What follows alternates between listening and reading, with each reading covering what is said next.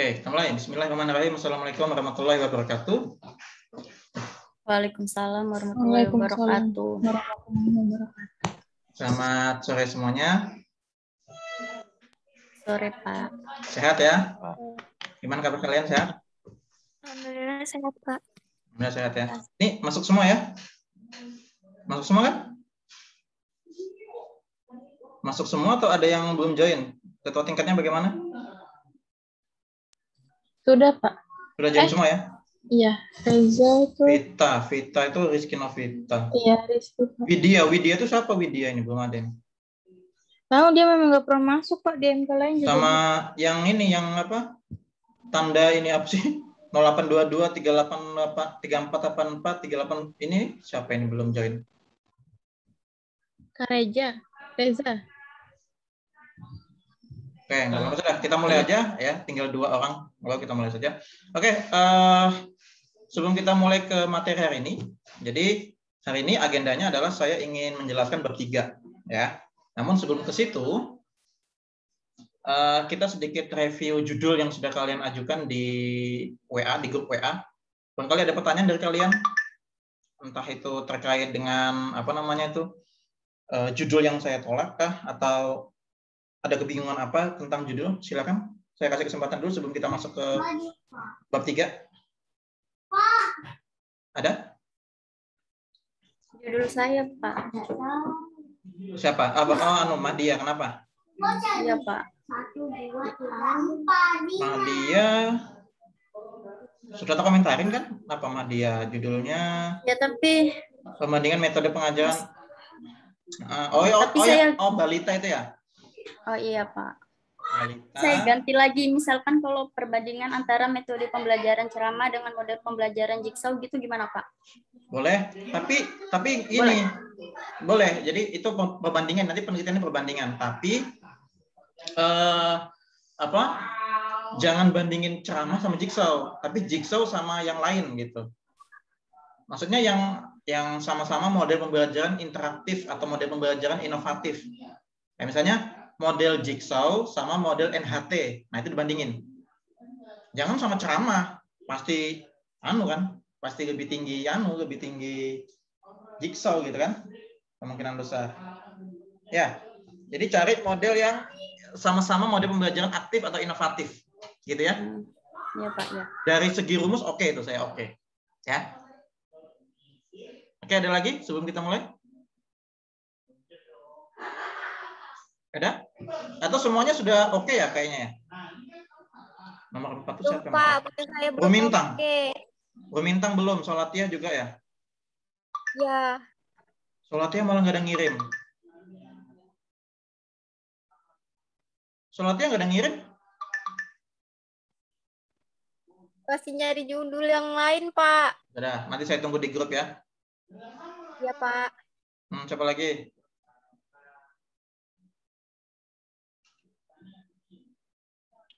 Nanti pas UTS itu ngumpulkan proposal, Pak ya? Nggak ada UTS. Jadi nanti kita langsung masuk ke pertemuan 7 atau 8. Kalau saya sudah selesai menjelaskan bab 3 ini, kalian tinggal bimbingan sama saya. Kita melakukan pembimbingan, entah itu pembimbingan online atau kalian bisa ke kampus gitu ya, temuin saya. Seperti itu. Ya.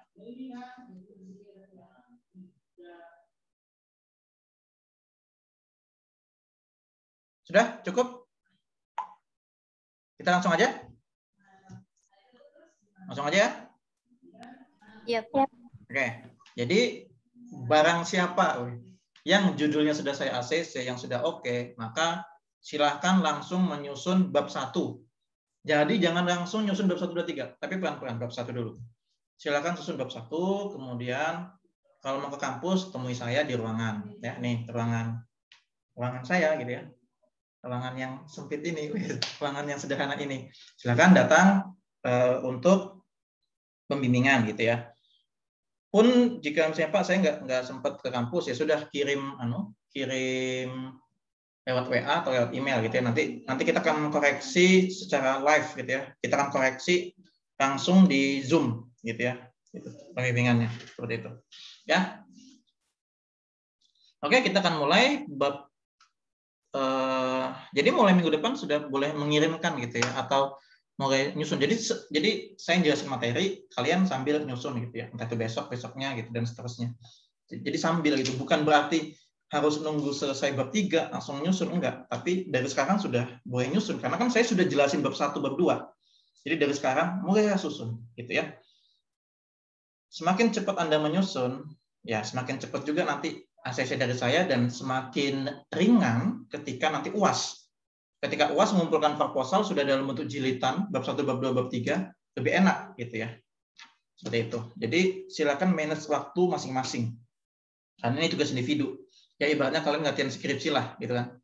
Latihan skripsi, tapi kalau misalnya mau berbarengan, misalnya Cika sama Salatiah mau ke kampus bareng-bareng, ya monggo, gitu kan. Misalnya Pak mau nyari teman Pak berdua, silahkan, gitu kan. Nah, seperti itu, atau sama Rumintang, seperti itu ya. Oke, baik, hari ini saya akan menjelaskan bab 3. Bab 3 ini agak panjang ya, karena lebih operasional. Bab 3 lebih panjang. Aduh, sorry. Mungkin akan jadi 2 atau 3 part ini ya. Hari ini saya jelasin pengantar aja dulu bab 3. Ya. Belum tampil ya? Ini sudah. Proses. Oke, sudah tampil ini? Sudah, Bapak. Sudah ya? Oke.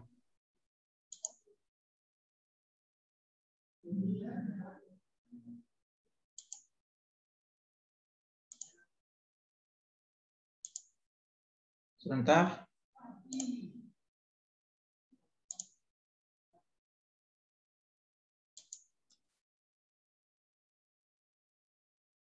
Sebentar, ada kesalahan teknis.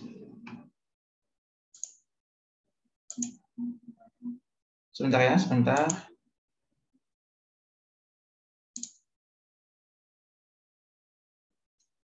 Video saya hilang tiba-tiba ini. Sebentar ya, sebentar.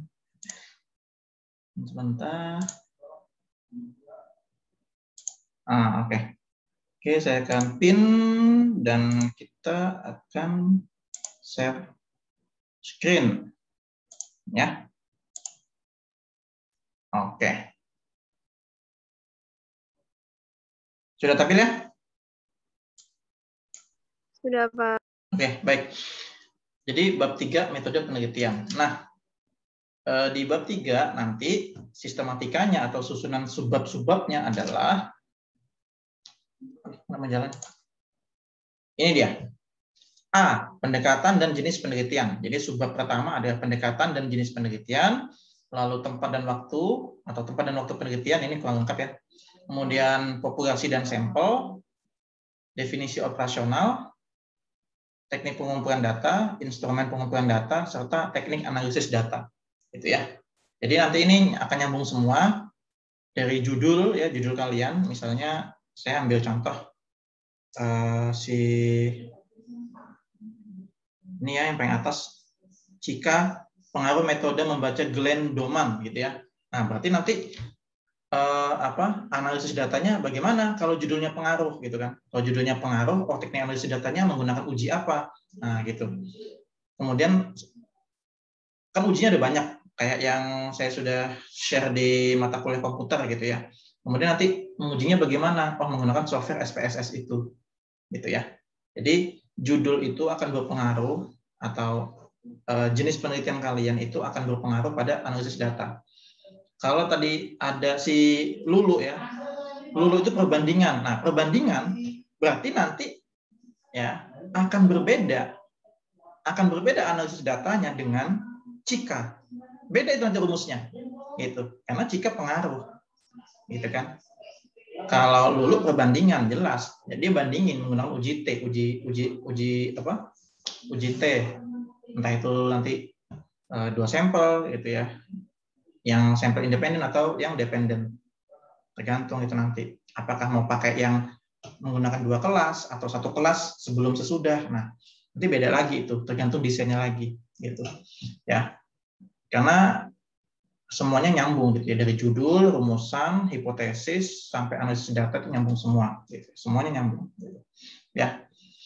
Oke, jadi ini sistematikanya yang akan kalian susun ya, A, B, C, D, E, F, G ya sampai teknik analisis data ya. Nah, kemudian juga yang perlu kalian ketahui di sini ada instrumen pengumpulan data ya. Jadi kalau dalam penelitian kuantitatif itu instrumen ini menjadi rohnya gitu ya, atau setengah nyawanya dari penelitian kuantitatif gitu ya. Instrumen pengumpulan data gitu ya. Kemudian juga yang nomor 3 ini populasi dan sampel. Nah, ini yang membedakan penelitian kuantitatif sama kualitatif. Ya. Jadi kalau di kualitatif kita nggak mengenal istilah ini. Kalau nggak percaya coba nanti di semester 6 ya kita tidak akan mengenal istilah populasi sampel. Ya, tidak akan mengenal populasi sampel. Ini semester ini khusus kuanti. Sampel itu kuanti ya, khusus kuanti seperti itu. Ya. Oke, kita akan lanjut, saya akan jelaskan detail satu persatu. Nah, yang pertama pendekatan. Nantinya kalian akan menyusun A gitu ya. Jadi kan bab 3 metode penelitian. A, pendekatan dan jenis penelitian. Nah, pendekatan pastinya yang kuantitatif, gitu kan? Pendekatan penelitian yang digunakan adalah penelitian kuantitatif. Lalu definisinya, penelitian kuantitatif merupakan penelitian yang dan seterusnya menurut Sugiono atau menurut siapa, silakan cari referensi gitu ya. Jadi karena ini mata kuliah metode penelitian kuantitatif ya, pendekatannya kuantitatif, saya tidak ajarkan kualitatif gitu ya. Jadi kalau ada yang nulis pendekatannya kualitatif, nah itu berarti kecepatan 1 semester. Jadi pendekatannya kuantitatif ya. Jadi nanti di bab 3 kalian nulisnya ini kayak gini, mirip kayak gini, pendekatannya adalah kuantitatif adalah gitu, satu paragraf ya, satu paragraf jadi itu. Paragraf berikutnya jenisnya nih, jenisnya. Adapun jenis penelitiannya apa? Nah, di sini ada 3 tuh penelitiannya, jenisnya. Ada jenis yang pertama di eksperimen, kemudian ex post facto sama survei. Nah, kalian yang mana nih? Gitu kan? Nah, eksperimen pun terbagi menjadi 4. Ada pre. Nah, pre-eksperimen atau eksperimen yang paling dasar. Ya, namanya pre, paling dasar. Kemudian true eksperimen atau eksperimen yang benar-benar atau sesungguhnya. Ada yang kuasi eksperimen. Nah, kuasi eksperimen itu eksperimen semu atau yang tersetting. Kemudian ada faktorial eksperimen, eksperimen yang ada faktor-faktor tertentu yang mempengaruhi itu. Sekarang saya ambil contoh melalui penjelasan saya akan jelaskan melalui contoh-contoh dari judul kalian. Misalnya nomor 1 dari Cika ya, pengaruh metode membaca Glenn Doman terhadap kemampuan membaca. Oke, ini metode belajar, gitu kan? Metode belajar, metode membaca terhadap kemampuan membaca permulaan anak usia prasekolah. Dari sini jelas, ini pasti pembelajaran, gitu kan? Nah, pembelajaran itu biasanya pakai yang jenis yang eksperimen. Ya, pasti eksperimen. Nah, eksperimen yang mana, Pak? Eksperimen yang kuasi atau eksperimen yang disetting, eksperimen semu. Nah, jadi nanti Cika akan menulis pendekatannya kuantitatif, adapun jenisnya kuasi eksperimen. Kuasi eksperimen adalah cari sendiri, kayak gitu, ya. Sama si Mahdia juga begitu, perbandingan metode pengajaran atau model pembelajaran, gitu kan tadi kan? Itu kuasi eksperimen juga, sama kuasi. 3, EDI. EDI itu pengaruh kegiatan ekskul terhadap prestasi belajar dan karakter. Nah, kalau ini beda. Nah, kalau dia konteksnya di luar pembelajaran, katakanlah ada variabel-variabel kayak kegiatan ekskul, karakter siswa, motivasi siswa, kemandirian belajar siswa, fasilitas belajar siswa, itu mainnya di nomor 2, ex post facto. Nih, ex post facto jadi variabelnya di luar yang pembelajaran. Ya. Jadi si Cika sama Lulu jangan ex post facto, enggak. Cika sama Lulu itu kuasi, jelas itu, ya. Nah, kalau Edi itu ex post facto. Diingat-ingat ya, ini saya kasih clue sudah ini. Rumintang efektivitas pembelajaran online. Nah, efektivitas pembelajaran. Berarti pembelajaran juga kuasi. Rumintang itu kuasi. Rizky Novitasari, efektivitas metode sama kuasi. Solatiah apa ini? Ini kualitatif, ganti gitu kan, kembalikan. Andini pengaruh lingkungan. Nah, ini sama. Andini sama si Edi sama, pengaruh lingkungan belajar dan gaya belajar. Itu ex post facto.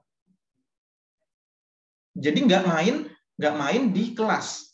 Mainnya itu cuma aku mau tahu lingkungan belajar itu berpengaruh nggak sih? Aku mau tahu gaya belajar berpengaruh nggak sih? Nah, bagaimana untuk mengetahui lingkungan sama gaya belajar? Oh, siswa dikasih angket. Gitu. Kalau yang Cika, Mahdia, Rizky itu siswa dikasih penerapan model, penerapan metode, penerapan media, lalu dikasih tes. Tuh, beda kan? Makanya pembelajaran, makanya eksperimen, kuasi eksperimen. Kalau yang si Edi sama Andini itu ekspos faktor. Dwi Muklisum juga begitu. Pengaruh metode demonstrasi. Nah, ini sama, itu kuasi eksperimen juga, seperti itu. Jadi sudah saya kasih clue satu persatu bahwasannya penelitian kalian jenisnya itu. Ya. Jadi yang ekspos faktor cuma 2 nih di sini nih. Si Edi sama Andini, itu ekspos faktor. Gitu. Nah, kalau yang terakhir survei itu kayak misalnya gini. Penelitiannya itu deskriptif kuantitatif, kayak misalnya, Pak, saya ingin mengetahui seberapa sering mahasiswa Uniba mengunjungi perpustakaan. Nah, itu survei. Jadi ngasih angket ke mahasiswa kemana-mana keliling gitu kan, diisi. Oke, nanti kita dapat nih, oh ternyata 70% suka ke perpus, oh ternyata 60% suka ke perpus. Nah, itu survei. Mensurvei gitu kan. Atau misalnya mensurvei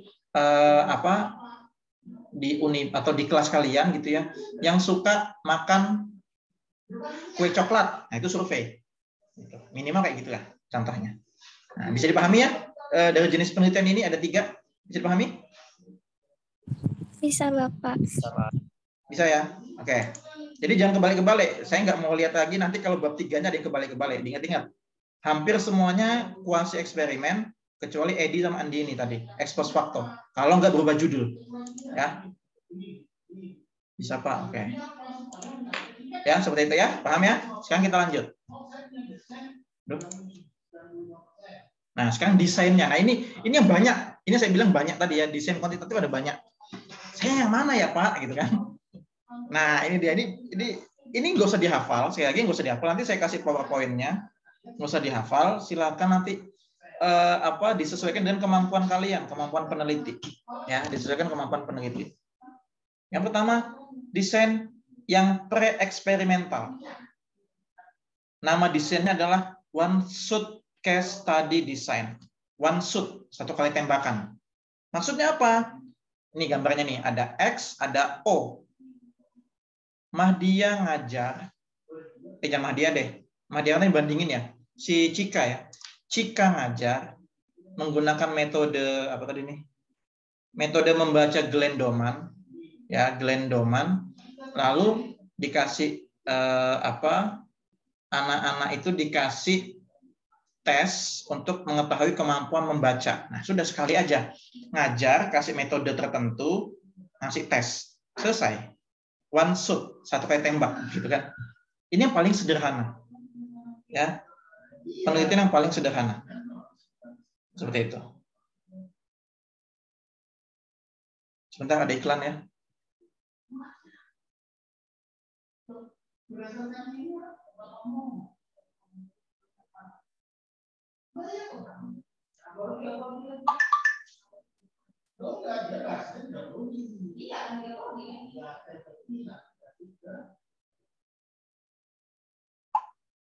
Sebentar ya, sebentar.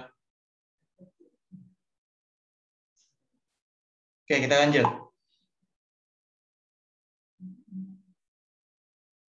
Revisi artikel kemarin sesungguhnya. Aduh, apa ini? Oke. Itu yang desain paling sederhana di pre-eksperimental. Dia kan ada pre, ada true, ada quasi, ada faktorial gitu ya. Nah, ini yang pre. Tapi untuk skripsi ini biasanya nggak dipakai. Terlalu sederhana untuk skripsi. Jadi jangan pakai ini. Jangan pakai ini ya, tolong jangan pakai ini. Oke, yang kedua. One group pre-test, post-test. Ada pre-test atau tes awal, ada post-test atau tes akhir. Mirip sama kayak yang tadi, hanya saja bedanya yang awal ya. Yang tadi itu ngajar, ngasih tes. Sekarang ini tes awal dulu, lalu ngajar, lalu tes akhir. Nah, jadi ada sebelum sebelum dikasih model apa tadi? Lulu tadi apa? Metode apa? Jigsaw, Pak. Misalnya Neng dulu pakai metode ini ya, apa? Siswa SMP misalnya, kelas 7 dikasih tes awal, lalu ngajar pakai jigsaw, habis ngajar pakai jigsaw dikasih tes, bandingin sebelum sama sesudahnya bagaimana. Nah, kayak gitu. Ya, kalau tadi kan enggak ya, langsung set gitu kan. Nah, ini bandingin sebelum dan sesudah. Terserah mana yang mau dipakai. Kalau dari pembimbing biasanya yang awal tadi nggak dipakai, itu terlalu sederhana. Jangan gitu ya, jangan. Oke. Jadi bedanya di situ. Yang ketiga. Nah, the static group comparison design ya. Comparison, perbandingan. Nih. Lulu ngajar pakai metode atau model jigsaw tadi. Lalu ada hasilnya. Lulu lagi orang yang sama ngajar pakai atau enggak pakai metode atau metodenya biasa, ceramah. Makanya ini kosong gitu ya. Ini pakai model jigsaw, ini model biasa-biasa saja atau ceramah biasa. Lalu dikasih tes. Hasilnya sama apa enggak? Nah, makanya ini perbandingan. Nah, nanti Lulu kayak gini. Jadi jigsaw sama model apa gitu. Kalau yang tadi dengan ceramah. Tapi kan saya bilang, jangan ceramah deh, ganti deh. Jigsaw sama yang lain, NHT misalnya, kayak gitu. Ya. Jadi ini comparison, perbandingan. Nah, jadi nanti kalian sudah mulai mikir, saya desainnya yang mana yang saya pakai kayak gitu.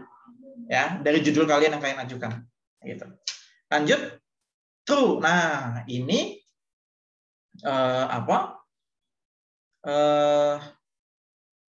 dua kelas. Nah, ini yang ini Lulu tadi. Banyak objeknya Lulu ya, contohnya ya. Jadi kelasnya dipilih secara random, namanya kan randomized post-test only control design ya. Jadi kelasnya dipilih secara random atau acak. Nih, dapat kelas A misalnya ya, kelas A, ini kelas A, ada dua kelas gitu kan. Satu kelas yang sama, ya, kelas A. Lalu Lulu menggunakan model jigsaw di sini, dikasih tes. Kelas yang sama, Lulu ngajar menggunakan model NHT atau menggunakan model SQR3T misalnya, atau model discovery learning, terserah gitu ya, atau model yang lain, hasil belajar. Nah, jadi model. Nah, gitu. Ya, perlakuannya beda nih, X sama C. Simbolnya gitu. Jadi perlakuannya beda. Bisa dipahami itu simbol-simbolnya? Bisa, Pak. Bisa ya. Nah, jadi Lulu bisa yang kayak tadi atau bisa yang ini juga gitu kan. Nah, mana ini tergantung kemampuan peneliti. Gitu. Tidak ada paksaan atau tidak ada larangan dari misalnya guru atau pembimbing kalian, tapi ini kemampuan peneliti. Ya. Kita lanjut.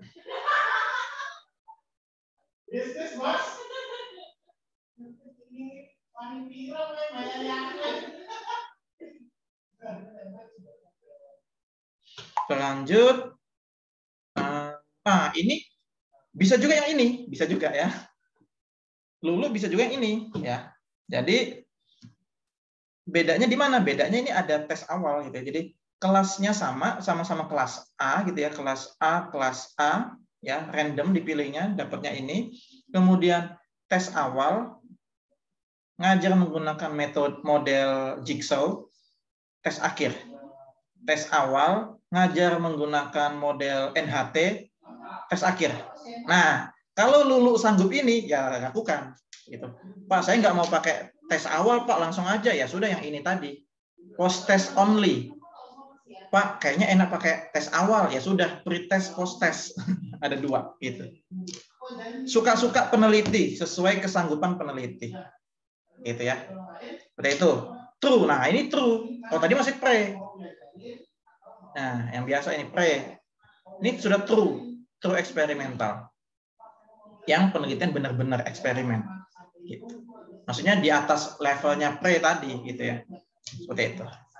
Lanjut, nah apalagi nih? Randomized Solomon for ini terlalu ribet. Kalian nggak usah yang ini. Nggak usah yang ini. Tapi saya jelaskan begini.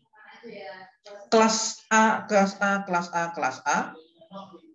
tes awal, kemudian pakai model jigsaw, tes akhir. Ceramah, model jigsaw, tes akhir. Nah, bandingin. Ini, sudah 2 kan? Tes awal, model NHT, tes akhir. Ceramah, tes awal, ceramah, NHT. Apa tesnya? Tes akhirnya. Nah, jadi ada 4. Jadi jigsaw sama yang ceramah, NHT sama yang ceramah ada 4. Wes ini ngeri banget. Cuman kalian jangan sampai sini dulu. Entar belum ya. Jangan. Kita lanjut aja. Randomize post-test only control design using, using match subject. Ya, nih. Ya, using match subject. Jadi subjeknya sama gitu ya. Sama. Kalau tadi kayaknya beda ya subjeknya ya. Someone for group design.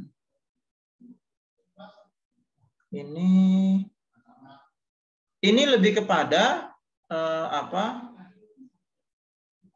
karakter ya mungkin ya, karakter atau subjek yang karakternya sama gitu ya. Jadi katakanlah ini kelas unggulan atau ya IPA 1 misalnya, sini IPA 2, dan itu rata-ratanya sama, rata-rata hasil belajaran sama ya. Jadi subjeknya dikatakan homogen atau match atau sama gitu ya. Perlakuannya model jigsaw, perlakuannya model NHT, hasilnya gitu.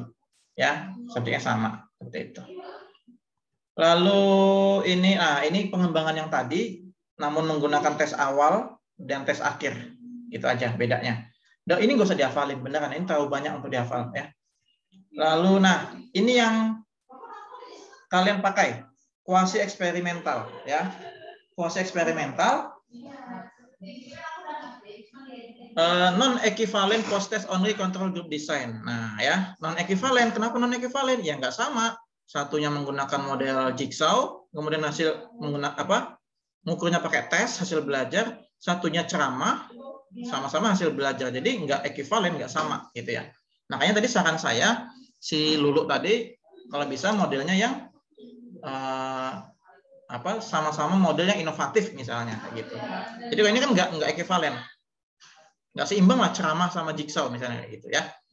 Lanjut, sama ini non equivalent pengembangan yang sebelumnya tadi, tapi ada tes sebelum, ini ceramah, ini jigsaw, ini tes akhir. Nah, gitu. Ada lagi matching only post test. Ini sama ya. Ya. Karakternya sama namun dikasih perlakuan yang berbeda. Ya, jigsaw sama model yang lain, NHT misalnya. Hanya ada post test. Nanti pengembangannya pasti ada pre-test juga nih. Loh, sama kan? Itu aja cara menghafalnya. Kalau Anda kan diminta menghafal, tapi jangan dihafal deh. Pahamin aja. Ada yang ngasih. Jadi simpelnya gini. Ngajar kemudian langsung tes. Atau ngajar kasih tes awal, ngajar tes akhir. Nah, gitu aja bedanya. Bedanya di sini. Ya. Lalu ini lebih berat lagi, cuman nggak usah kalian nggak sampai sini ya. Kalian lihat aja berbagai macam desainnya. Treatment counter balance design. Jadi berkali-kali gitu ya. Jadi kayak ngedrill gitu ya. Jadi ini pertama misalnya, oke, saya coba model tertentu, model X1 gitu ya. Model yang pertama misalnya model discovery learning. Lalu hasil belajar. Usai itu, aku mau coba lagi model investigation. Rame ya. Kedengaran suaranya itu? Kedengaran suaranya? Halo? Kedengaran, Kak. Ya. Iklan ya. Oke, saya ulangin. Jadi tadi misalnya tes. Kedengaran suara saya?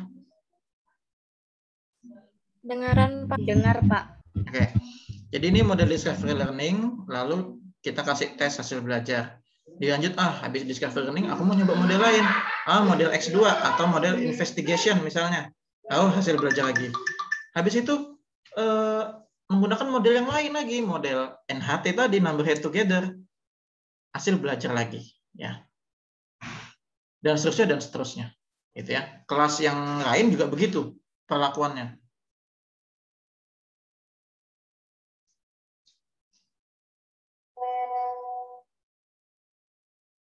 Sebentar ya.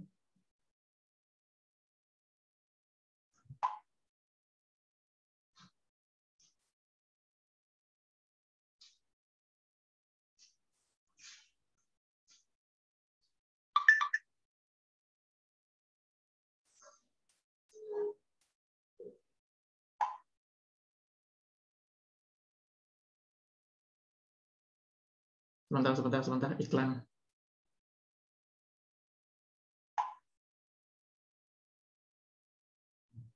Oke. Oke, kita lewatin saja ini ya. Intinya ini berbagai macam tiga model berbeda, tes gitu ya. Cuma kalian nggak usah sampai sini.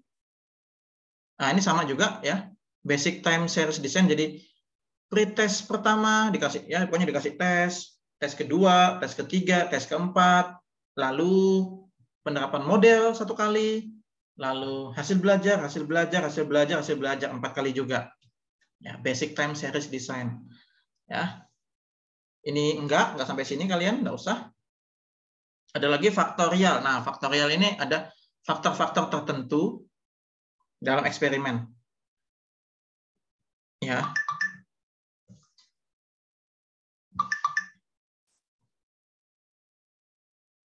Oke, seperti itu. Kalian enggak sampai sini lah ya. Kalian nanti yang kuasi eksperimen yang saya bilang tadi ya, kuasi eksperimen saja seperti itu. Ya. Oke, sampai desain penelitian ada yang mau ditanyakan tidak? Silakan kalau ada yang mau ditanyakan sebelum kita masuk ke populasi dan sampel. Silakan kalau ada yang mau ditanyakan.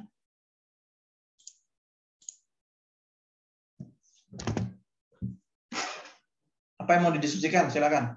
Barangkali ada yang kurang jelas tadi. Atau sudah cukup jelas? Gimana? Cukup jelas? Pak, Cika enggak bisa kah? Nanya live? Kenapa suaranya? Oh, suara saya ini nggak kedengaran. Coba chat. Oh, kasihannya. Yang lain bagaimana, suara saya jelas atau tidak? Jelas, Pak. Jelas ya? Oke. Nanti kalau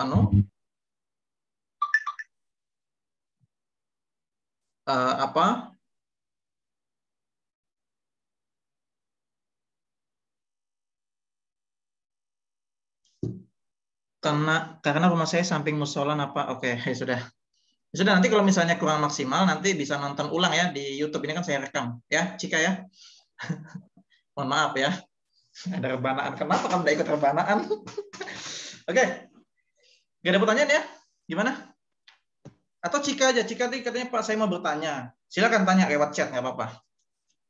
Silakan Cika.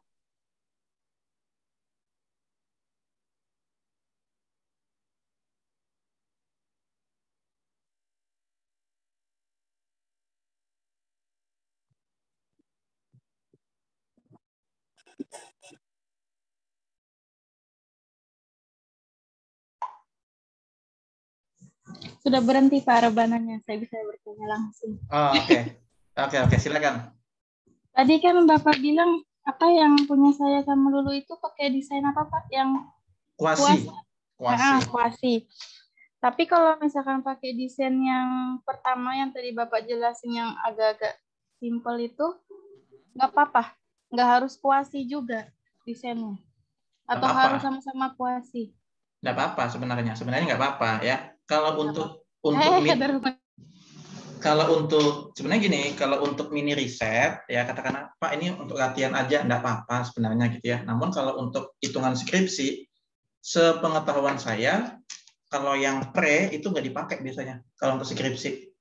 Ya, terlalu sederhana. Jadi minimal itu skripsi itu kalian ya tadi yang saya bilang ada dua pilihan gitu ya. Yang sebelum dengan sesudah ya, atau menggunakan treatment tertentu atau model tertentu. Oke. Menggunakan model tertentu atau metode tertentu, kemudian di dua kelas gitu ya. Katakanlah kelas 10 IPA 1 sama 10 IPA 2. Jadi dibandingin. Gitu. Jadi pilihannya ada dua, mau yang sebelum sesudah atau yang mau yang dua kelas tadi. Sebelum sesudah itu satu kelas gitu kan. Nah, kayak desainnya tadi. Gitu Cika ya. Nanti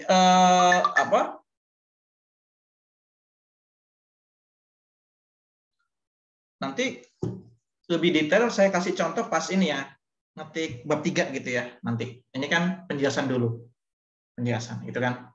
Nanti kita sesi berikutnya akan ngetik bab 3 gitu. Tutorial bab 3 sama kayak kemarin bab 1 bab 2 ya.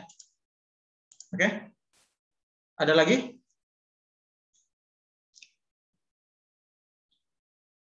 Atau cukup?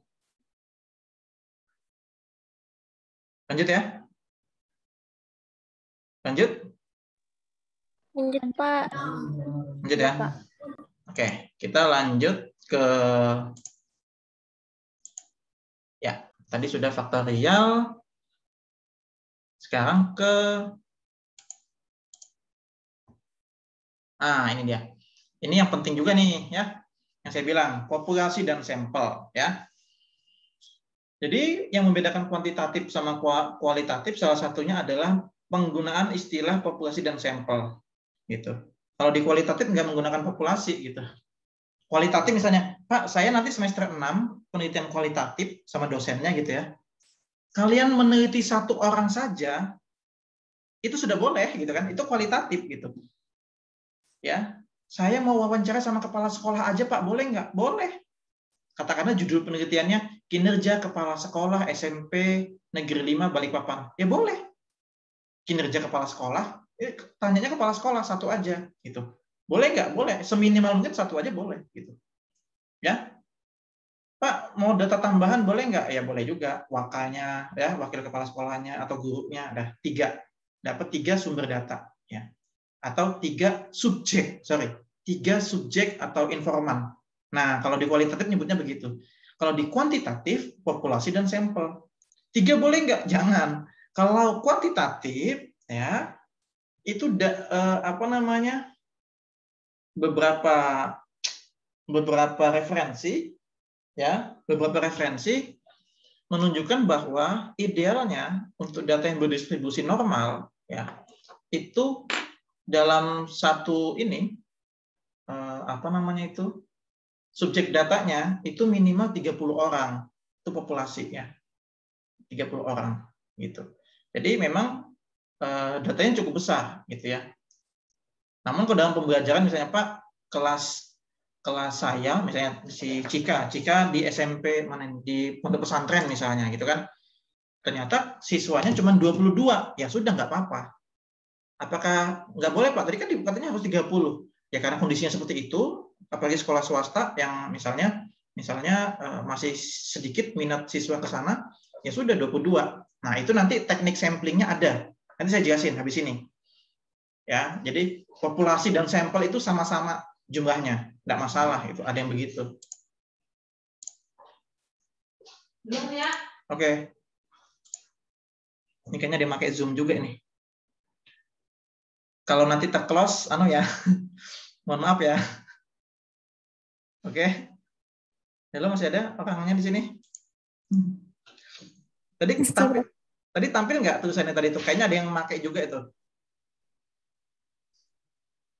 Ada yang pakai juga Zoom-nya ini. Oke, jadi populasi itu kita bicara wilayah generalisasi yang terdiri atas objek atau subjek yang mempunyai kualitas dan karakteristik tertentu yang ditetapkan peneliti. Kemudian ditarik kesimpulannya. Jadi populasi itu kita bicara semua orangnya. Si Cika tadi penelitiannya mau di pondok pesantren misalnya ya. Misalnya ya. Berarti semua siswa yang ada di sana itu populasi. Pak, saya mau lebih kerucut lagi Pak. Siswa kelas 10 aja ya sudah. semua siswa kelas 10 itu populasi. Sedangkan sampel bagian dari populasi itu sebagiannya. Katakanlah, Pak, saya kelas 10 ada 10.1 sampai 10.5. 10.1, 10.2, 10.3, 10.4, 10.5. Sampelnya boleh nggak saya ambil 10.2 aja? Boleh. Satu kelas, gitu kan? Boleh. Mau 2 kelas juga boleh, 3 kelas juga boleh, nggak masalah. Yang jelas sampel itu bagian dari populasi, kayak gitu. Ya, gambarannya seperti ini. Nah, ini saya bilang tadi ya, 10 IPA 1, 10 IPA 2, 10 IPA 3, 10 IPA 4, sampai 10 IPA 5. Nah, ya gambarnya seperti ini. Jika ngambilnya 10 IPA 1 aja, dan IPA 4.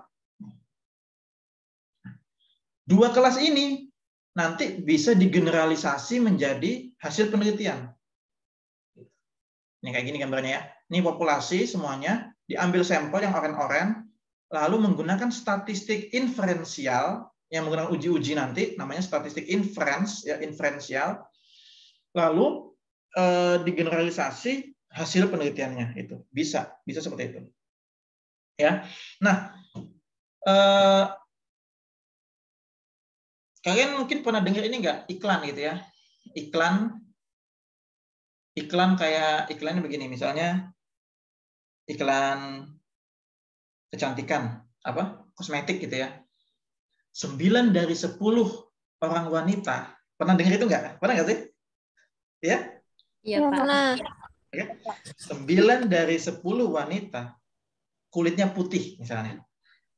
Sah nggak itu?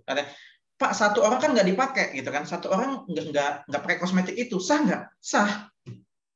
Makanya dia berani 9 dari 10 itu.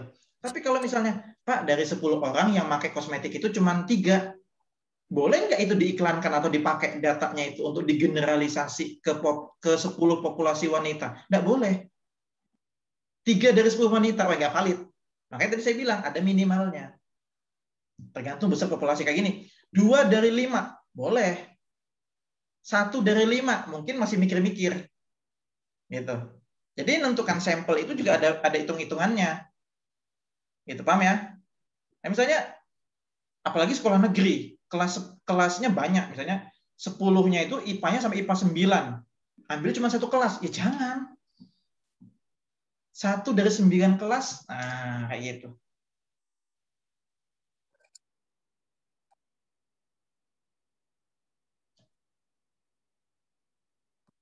Sebentar, ada iklan lagi.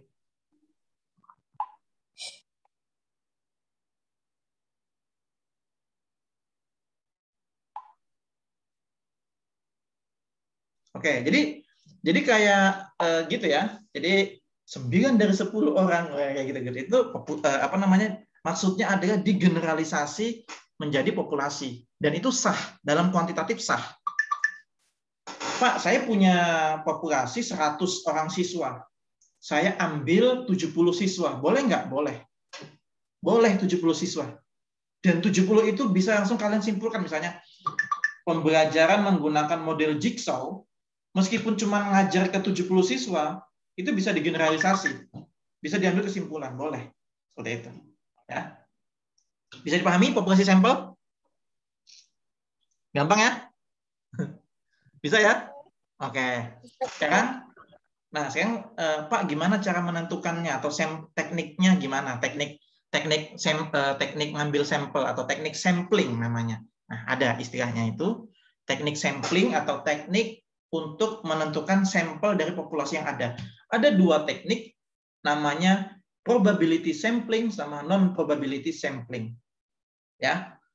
Probability biasanya dipakai untuk yang kuantitatif sekarang. Kalau non-probability untuk kualitatif. Umumnya untuk kualitatif semester depan. Semester 6 mata kuliah kualitatif. Umumnya ya. Tapi nanti kita lihat aja apakah bisa non-probability untuk kuantitatif. Nah, gitu. Saya akan jelaskan satu persatu. Mungkin sebentar. Masih banyak ya. Mungkin hari ini sampai populasi aja deh. Karena memang banyak materinya ya. Bab 3 itu banyak ya. Oke, jadi yang pertama probability, saya akan jelasin. Jadi probability maksudnya adalah probabilitas, kemungkinan.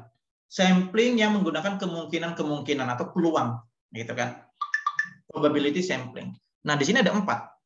Simple random, proportionate stratified, disproportionate, cluster random. Ya. Jadi ada 4. Bisa dicatat atau screenshot, nanti saya akan kasih gambarannya. Bentar, saya siapin papan tulisnya tadi lupa ya. Sorry. Saya siapin papan tulis sebentar. Sorry. Bentar ya, iklan. Sorry. Kalau ada yang mau nanya silakan ya, dipotong aja nggak apa-apa.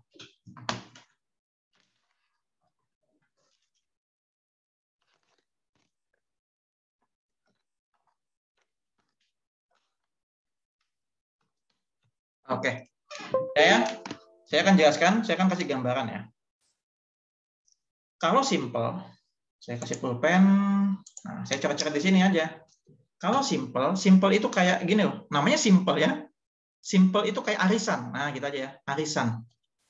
Jadi ada botol, ada isinya apa? Itu kertas-kertas, gulungan kertas ya, gulungan kertas atau buntelan-buntelan kertas terserah aja gitu kan. Lalu ini katakanlah ada 50 nama. Gitu kan? Lalu dikocok-kocok, keluarin satu persatu. Seret. Dikeluarkan satu persatu, ya. Dapatnya dari 50 nama, dapat nomor 1, dapat nomor 7, dapat nomor 19, dapat nomor 23, dapat nomor 25, dan seterusnya. Dari 50 diambil misalnya 30 orang. 30 nama. Nah, kayak gitu. 50 jadi 30, nah kayak gitu. Itu simple. Simple random. Ingat ya? Jadi semua siswa nama-namanya digabungin. Kayak misalnya, Pak, tadi IPA 1, IPA 2, IPA 3, IPA 4, IPA 5, namanya digabungin semua itu. Masuk di situ semua. Bisa dipahami? Arisan, kayak arisan, paham ya? Itu simple random. Nah, yang pakai simple random, ini saya kasih clue lagi, saya kasih petunjuk. Yang pakai simple random, kalau dari judul si ini, Pak, maaf, rumah saya mati listrik, wifi-nya mati, Andini, oke. Andini nggak punya paketan, kan? Kalau ada paketan, masuk ya. Andini ada nggak sih Andini di sini?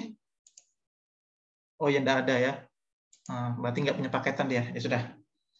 Nih, yang simple random di antara judul yang sudah ada itu punyanya si Edi sama Andini.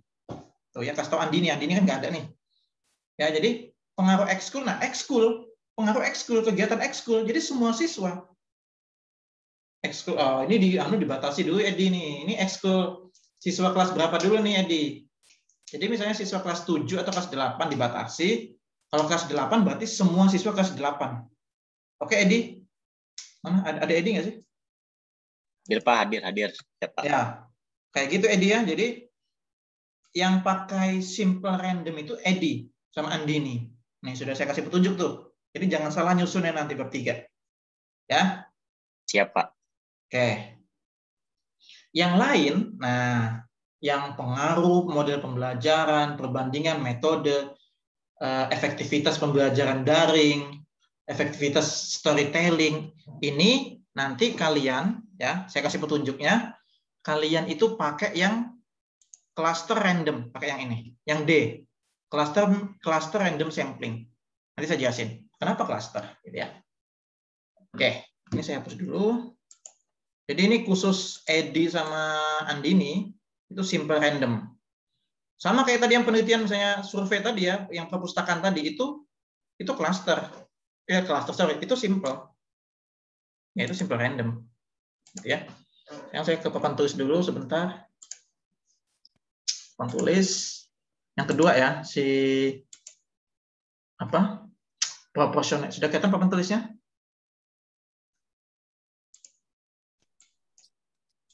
Sudah papan tulisnya kelihatan? Sudah, Pak. Sudah ya? Pak. Oke. Sebentar. Oke. Jadi yang proporsionate itu maksudnya gini. Proportionate stratified. Wih, namanya sudah begitu ya. Proporsi sama strata, maksudnya itu stratified ya. Proporsi itu artinya perbandingannya tetap atau punya proporsi tertentu atau punya perbandingan tertentu. Strata itu tingkatan. Ya. Kalau di film India itu kan ada strata gitu kan, kasta gitu ya, kasta dewa Brahmana gitu kan. Iya nggak sih? Saya lupa juga tuh film India gitu ya. Strata, tingkatan. Nah, kalian bisa aja penelitiannya yang menggunakan yang dua tadi, strata. Jadi misalnya gini, strata itu, Pak, saya penelitian. Semua siswa SMA. Boleh nggak semua siswa? Boleh. Berarti nanti gini, kelas 10, kelas 11, kelas 12. Ini strata. Tingkatan. Nah, tingkat 10, tingkat 11, tingkat 12. Paham? Strata ya, paham ya? Namanya proportionate stratified. Benar nggak sih tadi ya? Proportionate stratified. Nah, kelas itu, Pak, maksudnya proporsi gimana? Nah, ini. Kelas 10, misalnya ada 5 kelas.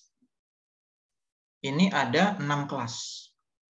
Ini ada 5 kelas juga. Nah, dari 5 kelas, ya kan, diambil 2 kelas. 2 kelas, 2 kelas juga. Nah, ini namanya proportionate atau seimbang dia, proporsinya seimbang. Nah, gitu. Ada tingkatan dan dia seimbang, ngambil sama-sama ngambil 2 kelas, 2 kelas, 2 kelas. Adil gitu ya. Bisa dipahami? Bisa, Pak. Oke, itu proportionate stratified ya. Yang satunya yang C, yang ketiga disproporsi atau enggak proporsional ya. Enggak proporsional. Enggak proporsional. Misalnya ini 5 kelas diambil 3, ini 6 kelas diambil 5, nah itu ya. Ini 1. Nah, ini enggak proporsi. Boleh enggak? Ya boleh juga sebenarnya, boleh. Buktinya itu tadi ada jenisnya gitu ya, boleh gitu ya. Ini boleh gitu. Ini boleh juga, boleh gitu ya. Silakan. Katakanlah, "Oh, ini kenapa jangan 5 deh, ini ekstrimnya." Katakanlah 4. Ini kenapa 4? Ini 3. Loh, ini kan 5 kelas, 3. Ini kan 6 lebih tinggi, makanya ngambilnya lebih tinggi juga 4. Nah, kayak gitu. Enggak apa namanya? Enggak sama. Enggak sama-sama 2. Kalau ini kan tadi sama-sama 2 gitu. Ya, itu disproportionate. Gitu. Bisa dipahami? Bisa, Pak. Oke. Yang terakhir. Nah, yang terakhir ini yang kalian pakai. Cika, Mahdia, kemudian si Rizky, Rumintang ya, semuanya ini pakai yang cluster random sampling. Cluster ya. Cluster random sampling. Cluster. Apa istilah cluster itu? Pernah tahu? Cluster? Area, Pak. Area ya, area atau cluster kayak misalnya perumahan ya. Suara siapa itu? Rumintang ya. Oke, Rumintang kayaknya headsetnya itu. Oke, cluster itu kayak misalnya perumahan gitu ya. Cluster Mediteran, cluster. Saya jadi promosi perumahan ya. Oke, cluster itu daerah gitu kan. Daerah atau kelas tertentu. Nah, jadi milihnya bukan per personal, tapi satu blok. Gitu. Cluster itu milihnya blok, bukan orang. Kalau simple random, orangnya. Kayak tadi punyanya Edi. Semua siswa kelas 8. Ya sudah. Nggak urus dia 8A, 8B, 8C. Masukin botol semua namanya. Tak terkecuali, masukin botol. Atau masukin kaleng, atau masukin kantong, kemudian diacak gitu kan. Keluarin kayak arisan gitu. Itu simple random. Ya. Tapi kalau cluster, tetap ada kelasnya. Nah, ini tadi ya. Ini misalnya, apa bedanya punyanya Edi sama yang lain gitu kan. Kelas ya. Jadi misalnya, kelas 10 IPA 1, IPA 2, IPA 3, IPA 4, IPA 5. Siswanya 36, 32, 37, 38, 31. Misalnya gitu ya. Dari 5 ini, si Mahdia Lulu, ya, Neng Lulu mau penelitian perbandingan tadi, perbandingan model. Bandingin model, saya mau ini Pak minimal 2 kelas karena 2 model tadi. Model apa tadi? Jigsaw sama model yang masih belum ketemu, model NHT gitu kan. Dari 5 ini silakan pilih acak gitu kan. Jangan pilih ininya. Jangan pilih jumlahnya, jangan ditotal gitu, jangan ditotal. Jangan ditotal dipilih atau dimasukin botol kemudian diambil misalnya. Oh, ini ambil dapatnya 15 anak, ini dapatnya 16, ini dapatnya 21. Enggak begitu. Ya. Klaster langsung ambil kelasnya. Nah, gitu ya bahasa sederhananya gitu. Ambil kelompoknya. Pak, saya direkomendasikan guru sana ngambil kelas ini sama kelas ini, Pak. Karena siswanya enak diaturnya. Nah, sudah. Jadi 10 IPA 2 32 siswa, dan 10 IPA 5, 31 siswa. Dah. Semuanya. 32 masuk klaster 10 IPA 2, semuanya dipakai. Nah, itu klaster.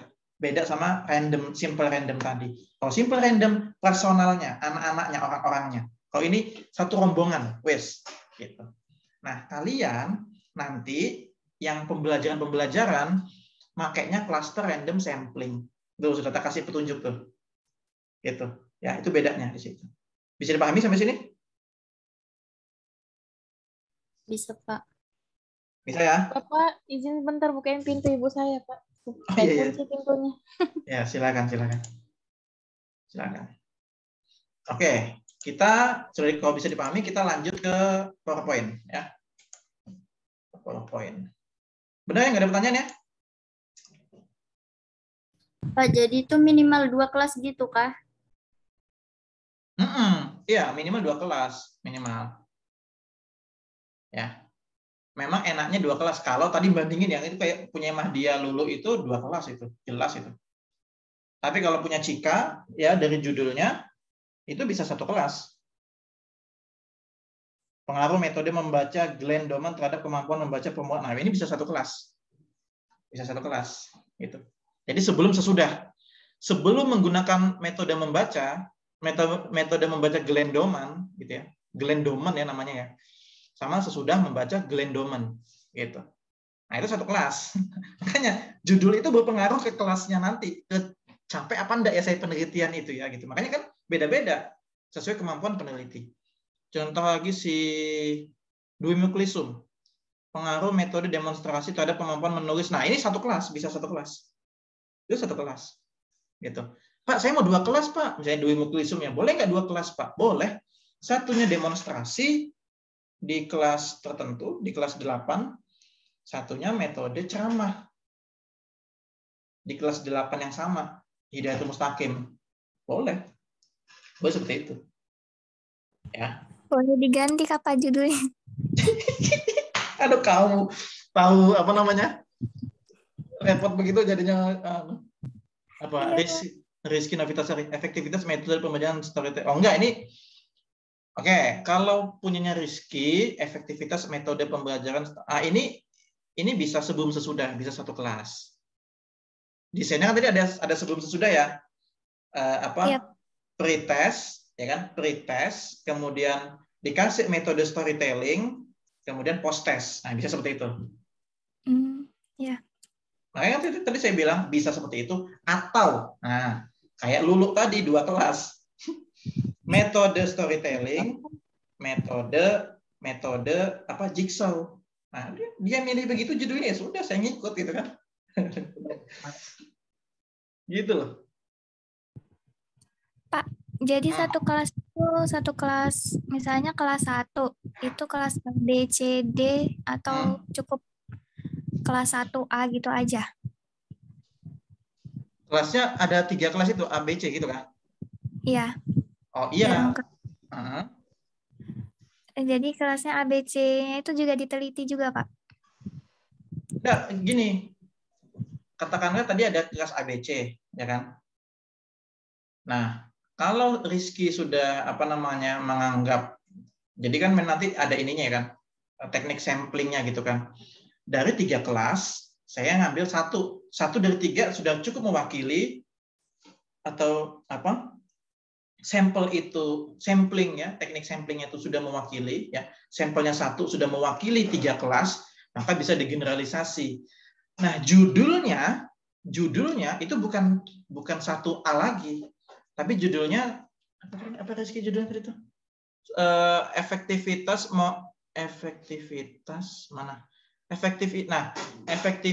metode storytelling untuk meningkatkan minat baca pada siswa kelas 1. Nah, nggak usah sebutin A. Siswa kelas 1 SD 006 berkebutuhan kesehatan. Karena satu itu saya bilang tadi ya, 1 itu mencakup 1A, 1B, 1C. Sampel itu digeneralisasi ke populasi lagi. Bisa dipahami bahasa saya? Bisa, Bapak. Kayak tadi saya bilang 9 dari wanita gitu kan. Itu 9 digeneralisasi bahwasannya data itu valid, jadi penelitian semua wanita gitu kan suka kosmetik ini gitu. 9 dari 10 sudah mewakili wanita. Kayak gitu. Paham ya? Kalau PTK nanti semester 7 itu ditulis kelasnya, 1 kelas gitu. Kalau ini enggak. Kelas 1, kelas 7. Nah, si Edi apalagi, kalau Edi jelas kelas 8 udah. Enggak usah jangan ditulis kelas 8A, B, C, D, jangan. Kelas 8 titik, udah gitu toh. Ya. Oke, ya, Pak. Oke, kayak gitu. Bisa dipahami ya? Berarti saya satu angkatan, Pak ya? Satu angkatan. Bukan per kelas ya? Bukan. Kamu simple random sampling nanti itu. Oh iya, Pak. Ya. Oke. Bisa kita lanjut satu lagi nih kita yang non probability. Kita lanjut? Atau sudah mumet, pusing? memang makanya saya bilang bab 3 ini lumayan banyak gitu ya. Lumayan banyak karena ini lebih operasional gitu ya. Kalau kemarin bab 1, bab 2 masih teori. Ini sudah lumayan operasional gitu. Lumayan operasional, nyambung dari judul, teknisnya di lapangan bagaimana, operasional makanya. Makanya di bab 3 ini godaannya besar. Ini saya yakin yang lulu ini mulai berpikir ngubah judul, saya yakin itu. Ya nggak sih? Gitu. Ya. Oke, kita lanjut. Satu lagi ya. Satu lagi. Oke? Kita lanjut. Yang bentar. Oke, ini sudah probability, sekarang non-probability. Ya. Non-probability sampling. Sebentar. Nah, ini ada 6. Ya, ada 6. Apalagi ada 6 modul yang mana saya pakai ini, Pak gitu ya. Sekali lagi, yang non-probability itu kebanyakan dipakai saat penelitian kualitatif. Ya, saat penelitian kualitatif. Sekarang saya jelasin satu persatu. Systematic sampling. Ya, systematic itu ya berarti samplingnya itu tersistem. Contoh, ini dicatat dulu ya, atau screenshot ya. Nanti saya jelasin di papan tulis. Silakan di screenshot dulu. Nanti sebutin satu persatu anunya. Saya pakai papan tulis habis ini. Sudah screenshot? Atau catat, terserah. Sudah, Pak. Nah, oke. Sekarang saya jelasin di papan tulis ya. Nah, saya kasih gambarannya. Ada 6. Ya, ada 6. Kita ke papan tulis sebentar. Oke. 6 ya tadi. Apa aja yang pertama?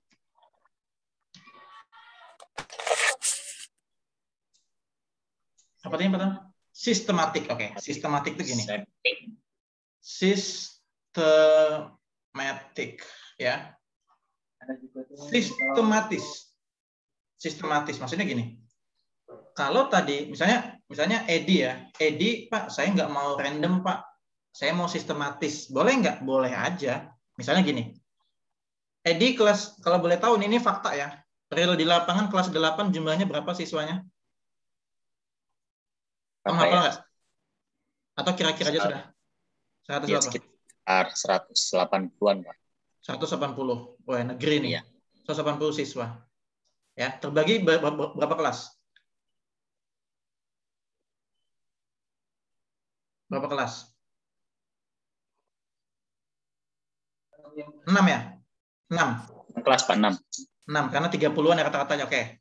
6 Iya. kelas ya, 6 kelas. Nah, 6 kelas berarti 8A, 8B, 8C, 8D, 8E, 8F ya. Katakanlah hantam rata 30. Ya. Ini dimasukin di sama ya. Nama-namanya dimasukin di botol atau di kaleng atau di karung gitu ya.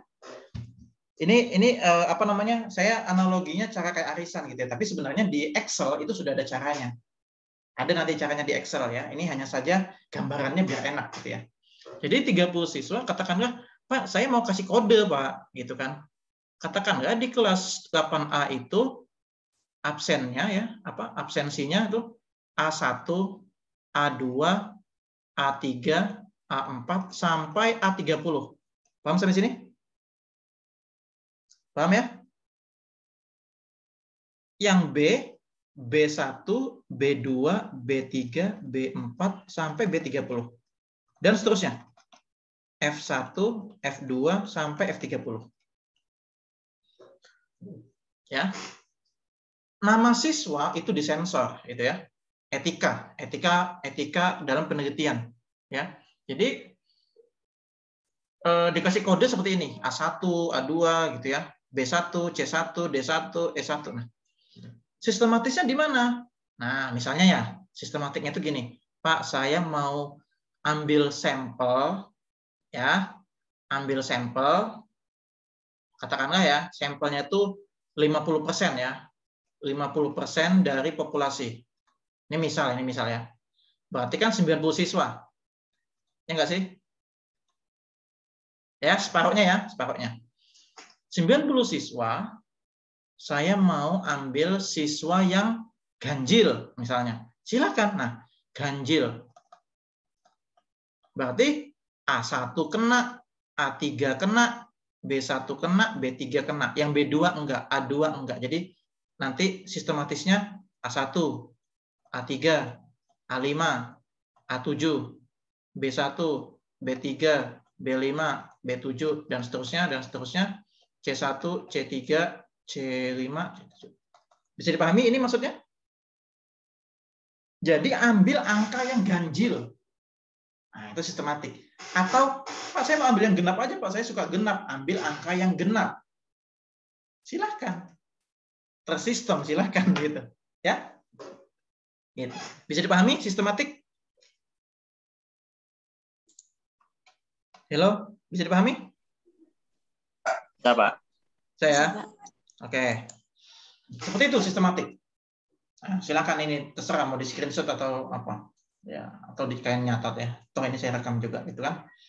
Lanjut. Yang kedua, apa yang kedua? Apa tadi?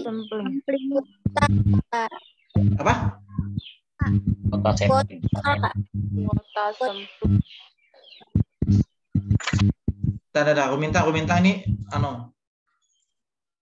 Oke. Kuota sampling, Pak. Kuota. Oke. Oh, ini nggak usah saya kasih gambar. Kuota sampling itu maksudnya sampel kita dibatasi oleh kuota tertentu. Kayak misalnya oke, penelitian ini hanya boleh datanya 100 orang. 100 responden. Ya sudah. Kuotanya 100 responden. Nggak boleh lebih, nggak boleh kurang. Itu kuota. Gampang dipahami ya. Oke? Nggak usah saya ilustrasikan. Jadi gambaran seperti itu. Bisa dipahami? Kayak tadi, misalnya, Pak, saya mau penelitian uji coba kosmetik tadi ya. Uji coba kosmetik. Tapi harus 10 orang. Supaya enak nyebut iklannya gitu kan. 9 dari 10 wanita gitu kan. Nah, jadi nggak boleh 11, nggak boleh 9.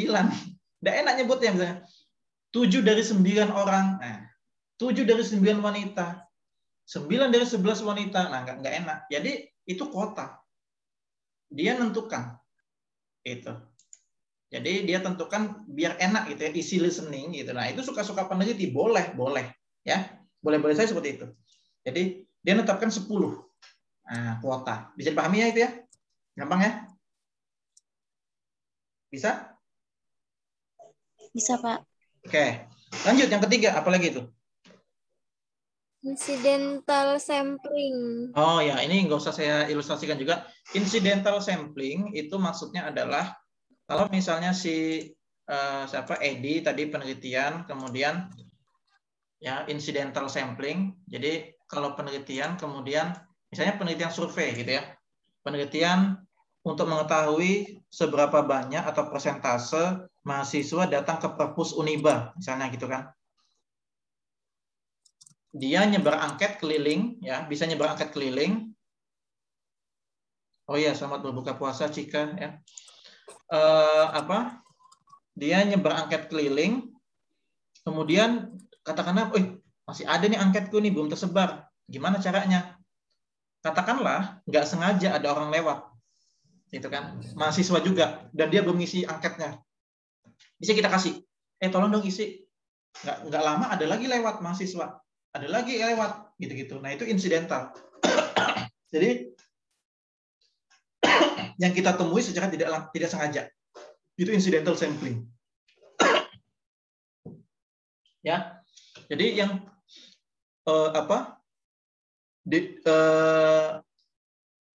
data itu sah gitu ya, incidental sampling.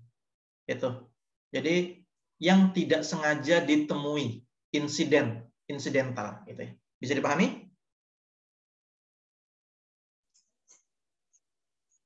Bisa, Pak. Sekarang purposive. Purposive itu kalau dalam bahasa Inggris ya purpose ya.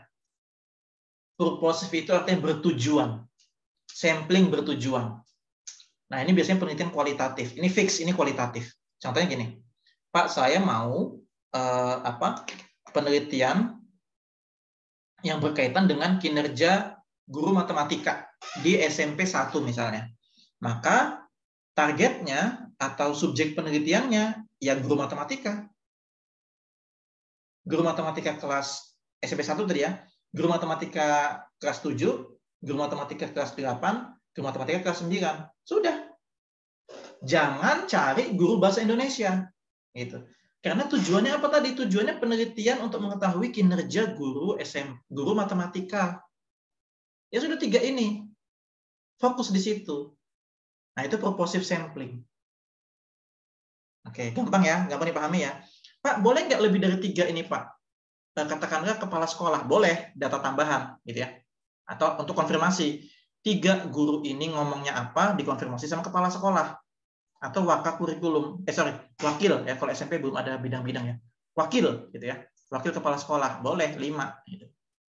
Tapi jangan ambil guru IPS, guru bahasa Indonesia gitu. Nggak bertujuan, itu nggak jelas. Purposive sampling adalah sampel atau sampling yang bertujuan. Jadi tujuannya guru matematika ya sudah matematika aja, gitu. Oke? Lalu saturate ya. Saturate itu artinya ini tadi yang saya bilang. Misalnya Cika. Cika penelitiannya di pondok pesantren. Pondok pesantren kelas yang dipilih Cika ternyata cuma 22 siswa. Bukan 30. Tadi kan kata Bapak 30. Nah, kalau memang keadaannya cuma 22 siswa dan ingin penelitian di sekolah itu ya sudah. Jadi 22 itu boleh. Jadi sampelnya 22, populasinya 22. Sama gitu ya. Jadi populasi sama dengan sampel. Gitu. Karena memang kecil, kelasnya memang kecil siswanya. Itu boleh. Saturate sampling. Ya. Populasi sama dengan sampelnya. Pak, kalau misalnya siswanya cuma 10, ya sudah. 10 itu populasinya, 10 itu sampelnya gitu. Tapi kalau misalnya ada pembimbing saya nggak terima, misalnya saya maunya 30, ya sudah. Cari sekolah lain atau kelas lain yang siswanya lebih dari itu. Gitu. Karena beberapa sekolah, khususnya yang swasta misalnya, apalagi swasta yang kurang katakanlah swasta yang kecil misalnya, itu pasti siswanya sedikit. Nah, kalau penelitiannya di tempatnya Edi kan banyak, gitu kan 180 siswa, gitu kan. Nah, seperti itulah. Jadi bedanya di negeri sama swasta di kondisi tempat kita seperti itu. Yang terakhir snowball sampling. Nah, snowball itu maksudnya bola salju. Bola salju itu gini. Bola salju itu awalnya itu kecil. Kalau kalian nonton film gitu ya, bola salju itu kecil. Ketika kita gelundungin, lama-kelamaan membesar sampai menjadi boneka salju. Kan gitu ya, kalau kalian nonton film-film itu. Nah, snowball sampling itu maksudnya gini. Misalnya saya mau penelitian di tempatnya Edi. Di MTS 2 ya, Edi ya? Ya kan, Edi? Kamu di MTS 2 kan di Manggar kan? Iya, Pak. MTS 2. Oke. Saya mau penelitian misalnya kinerja, misalnya ya, kinerja kepala sekolah di MTS 2, misalnya. Berarti kan saya wawancara kepala sekolah, ya nggak sih? Ya, saya wawancara kepala sekolah. Sudah wawancara kepala sekolah, satu subjek ya, kepala sekolah. Ternyata, menurut saya, data yang saya dapatkan masih kurang. Saya harus wawancara lagi nih. Nah, dari yang awalnya niatnya satu, cuman kepala sekolah, data itu bisa nambah. Oh, saya perlu nanya wakil. Ya, wakil sama katakanlah yayasan misalnya. Jadi nambah 2 lagi. Nambah 2 orang. Sudah nanya tambahan 2 lagi, 2 orang kan. Masih kurang. Aku nanya guru deh. Guru matematika, guru IPS, guru bahasa, guru agama. 4. Jadi 1 nambah menjadi 2, nambah menjadi 4. Nah, kayak gitu. Jadi semakin besar, semakin besar. 4 siswa, 4 guru tadi masih kurang. Boleh nggak saya wawancara siswa? Untuk konfirmasi, benar nggak kepala sekolahnya begini. Nah, boleh. Dari 4, katakanlah aku butuh 10 siswa. Perwakilan, boleh. Jadi dari 1 menjadi 2, menjadi 4, menjadi 10. Nah, itu snowball, bola salju. Seperti itu. Ya. Nah, itu aja deh. Hari ini itu aja. Ya, sampai non-probability sampling. Minggu depan kita akan lanjutkan yang tadi itu ya, definisi operasional. Silakan kalau ada yang mau didiskusikan. Pak, mohon maaf, Pak. Itu kan tadi khusus metode penelitian saya tentang pengaruh ekskul ya. Itu bisa nggak, Pak, untuk samplingnya itu diperkecil lagi? Misalnya kelas 94 gitu. Maksudnya satu kelas aja yang diteliti, nggak langsung satu angkatan semua gitu. Nggak apa-apa nggak, Pak? Oke, ini pertanyaan bagus. Oke. Jadi gini, beda effortnya, beda beda effortnya pasti beda juga subjek yang dikumpulkan. Kalau kawan-kawan kalian effortnya itu sudah membuat media, sudah menyiapkan RPP untuk ngajar dengan metode Jigsaw tadi, ya kan? Maka dia ketika pelaksanaan penelitian simple aja, ngajar beberapa kali pertemuan, kasih tes. Oke, 1 kelas misalnya. Capeknya cuma nyusun RPP sama ngajar 2 kali. Oke, itu ya, itu yang pertama. Yang kedua, kasus keduanya begini. Edi notabene penelitiannya cuma nyebar angket. Ya. Cuma nyebar angket tentang ekskul. Apakah berpengaruh terhadap prestasi belajar? Nggak ngapa-ngapain Edi. Edi nggak ngajar, cuma nyiapin angket. Oke, bisa dipahami itu? Kira-kira pantas apa enggak cuma nyebar ke 1 kelas? Itu aja. Kayak gitu. Kurang kan? Ya nggak sih? Nyebar angket sekarang bisa Google Form. Oh iya, Pak. Nah, jadi kan tinggal, oke, ini ada grup, ada wali kelasnya, bisa titip wali kelas. Nah, jadi memang memang kelihatannya berat yang pembelajaran, tapi sebenarnya seimbang juga dengan effortnya. Sama kelihatannya ringan yang penelitian expose facto Edi sama Andini itu tadi yang angket-angket. Memang kelihatan ringan cuma buat angket, tapi datanya banyak nanti itu. Dari 180 ambil 50%, berarti 90 siswa, Pak. Iya. Memang begitu. Ya. 90 siswa. Tapi nanti kan ada bantuan SPSS, kan gitu. Ya. 90 siswa tapi ngitungnya kan nggak manual. Ada SPSS, ya nggak sih? Jadi tetap aman gitu. Tetap aman, tetap enak, tetap santai. Yang ex post facto enak, beneran deh. Jadi beruntunglah Edi sama Andini yang penelitian ex post facto. cuman jangan dikurang-kurangin, sudah. Kamu itu satu angkatan gitu. Kelas 8, kelas 8, kelas 7, kelas 7, kelas 9, kelas 9 gitu. Jangan satu kelas, nggak bisa itu. Ya, oke. Kalau satu kelas 30 siswa, sampelnya berapa? Kan gitu ya. Nggak bisa. Nggak bisa digeneralisasi seperti itu. Ya. Oke, ada lagi barangkali? Sudah maghrib ya ternyata. Silakan. Bimbingan bab 1-nya sampai kapan, Pak? Sampai selesai. Sampai selesai. Cuman bimbingan bab 1 bisa dilakukan mulai minggu depan atau mulai besok lusa gitu-gitu. Silakan aja ke kampus gitu. Ya. Apa PPT-nya dikirim? Oke, PPT-nya dikirim ke grup. Oke. Ya. Nanti bimbingannya jadi beda-beda ya. Ada yang misalnya bab 1-nya sudah selesai duluan, berarti lanjut bab 2, berarti nggak bimbingan lagi bab 1, gitu-gitu beda-beda ya. Silakan aja nanti diatur kapan mau bimbingan atau mau WA saya silakan gitu ya, atau email terserah saja. Gitu. Silakan kalau ada lagi pertanyaan.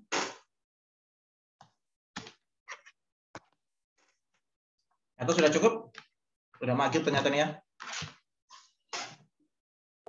Sudah cukup, Pak. Ya sudah cukup. Cukup ya. Oke.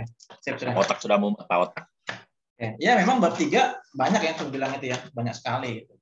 Jadi memang bab 3 saya bagi ya, jadi 2 atau 3 part nanti ya, 2 part lah, 2 part nanti part berikutnya yang definisi operasional tadi dan analisis data dan seterusnya tadi. Kemudian part 3 nanti ngetiknya itu ya, tutorial ngetiknya itu bab 3 ya di Microsoft Word ya, seperti itu ya. Oke, cukup deh kuliah kita pada sore hari ini. Saya mohon maaf jika tadi ada kekurangan. Nanti PowerPoint-nya akan saya share di grup ya. Saya akan share di grup dan silakan nanti dipelajari seperti itu ya. Jangan lupa yang sudah saya ACC judulnya tolong segera kirimkan atau lakukan pembimbingan bab 1. Ya. Per bab, jangan langsung bab 1 bab 2, jangan. Mending per bab aja, per bab ya. Per bab. Silahkan sesuaikan kemampuannya. Seperti itu ya. Oke, cukup kuliah kita pada sore hari ini. Kita akhiri ya, sampai ketemu di pertemuan minggu depan ya. Kita akhiri. Selamat sore. Assalamualaikum warahmatullahi wabarakatuh. Waalaikumsalam warahmatullahi wabarakatuh. Makasih, Pak. Oke, ya. Saya N ya. Ya, Bapak. Pak. Apa? Sebelum saya N ini. Apa tadi itu? Lapor sudah. Sudah saya N. Silakan Cika buka puasa ya. Ya, Oke, siap. Oke, thank you. Bye.